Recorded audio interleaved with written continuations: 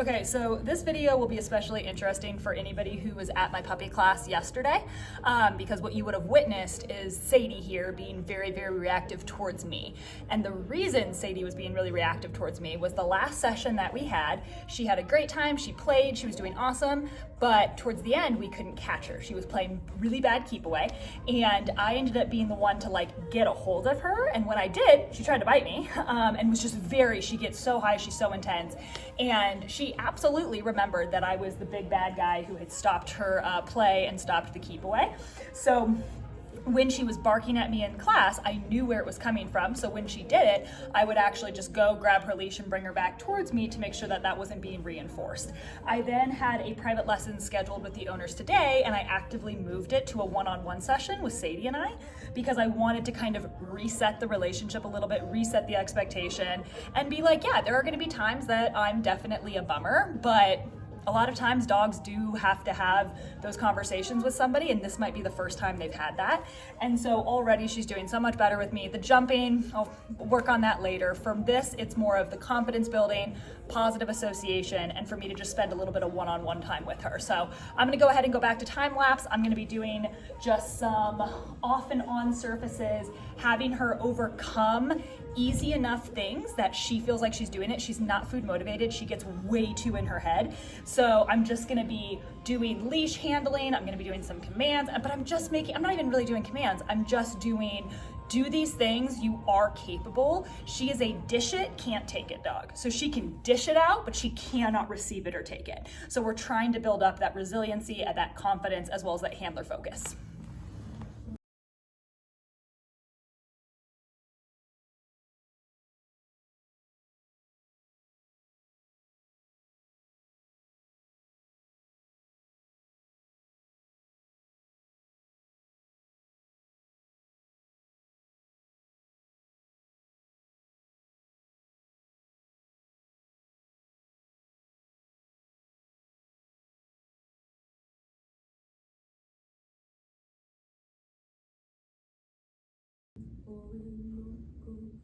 You good girl. Good girl. Yeah, look at you. She's so brave. She's so brave. She walks beautifully. Wow. Yeah. Good job. Wow. Good girl. See, you did it. Yeah. So much of the time, dogs like this are just seriously, and again, I'm not worried about the jumping right now. They're just so in their head, just like a person, right? Like, oh my God, I can't. And it's like, no, actually you can. And there's a very fine line between pushing a dog with what they can handle and then pushing them way too far. So this is enough for me to push her today, which is just doing some obstacles, doing some leash, and then I'm really trying to reset some of her handling. So like she thinks that me like going around her collar is a positive, not a negative. I really like to scratch dogs around the neck where their collar is because it's just so positive. They usually are itchy around there. So that creates a positive association with the collar and me grabbing at their neck a little bit. Good job. He's really nice. He's really nice.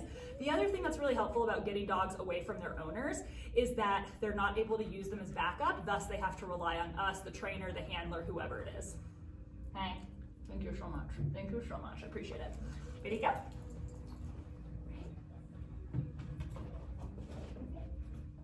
Yeah, good girl. Yay! Wow, so good.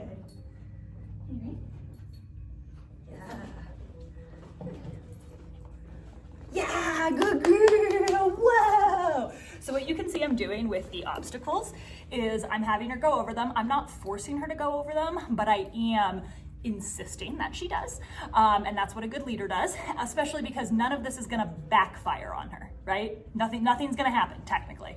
And the reward for her is the pressure off and the words of affirmation. So the second she does it, leash pressure drops, and then I praise her a whole bunch, and then she feels a sense of accomplishment. That is something, and that is why spoiling your dog or not having them have to work through things that are uncomfortable or hard will build a dog who cannot handle anything that comes up because they haven't had to work through that and gotten on the other side of like oh, it is okay. And that's all she needs, right? She needs to work on her recovery. She needs to work on things not being on her program.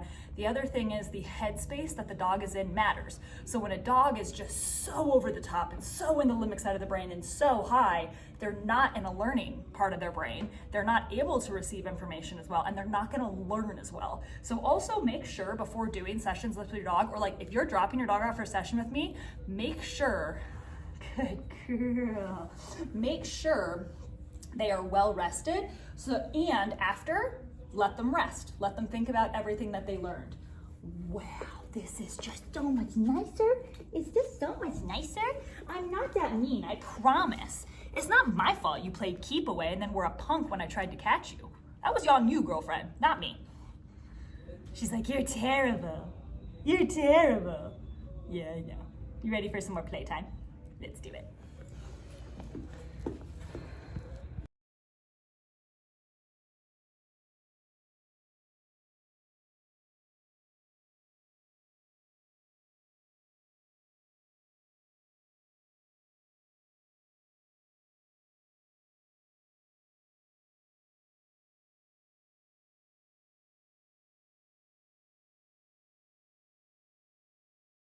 My voice is annoying as hell, so please forgive that, but I want you guys to hear the real-time verbals that I'm giving. Come on! So Foster, I put something in his mouth because he was a little bit too much for her, and he doesn't have good space. Good boy!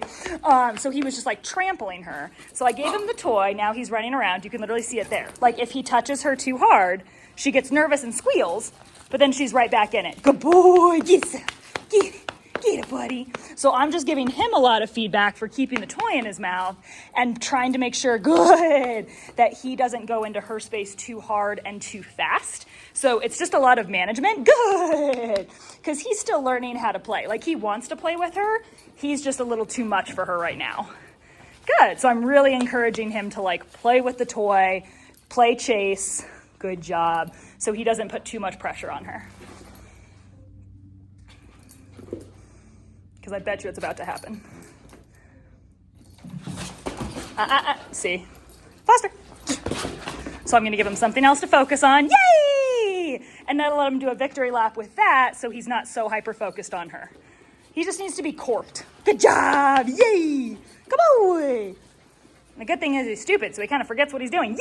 Way to go! Nice. Good. Good job! What a good man! Good girl, Sadie! Good girl, Sadie. What do you think? Yeah. Get that guy. Get that guy. So see, he started to focus on her. I just had him focus on the toy. This is what we call creative dog training. Also, this is his first real session playing with a really small dog, and he just requires a lot of feedback. Good. Nice. Good dogs. Good dogs. Good dogs. That is so nice, everybody. That is so nice, Sadie. Good.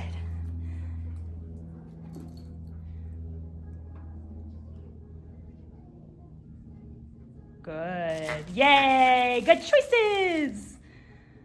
So watch. This is where, good dogs. He just goes in too hard and too fast. So if he can stay low, nice, buddy. But he's just so big and leggy, and then he uses it, and it freaks dogs out. That's nice, buddy.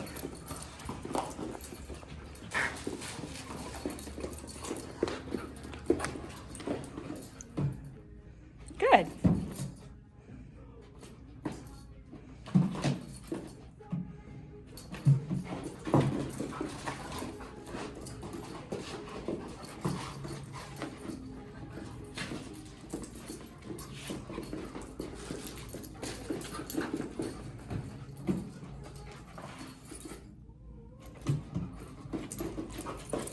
Good boy.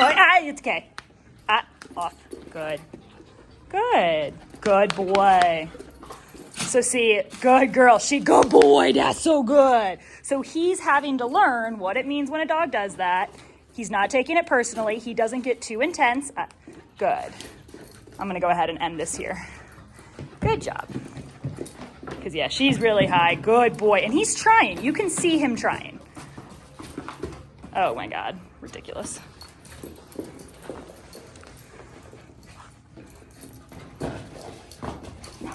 Yeah, he just bounces way too much. Good boy.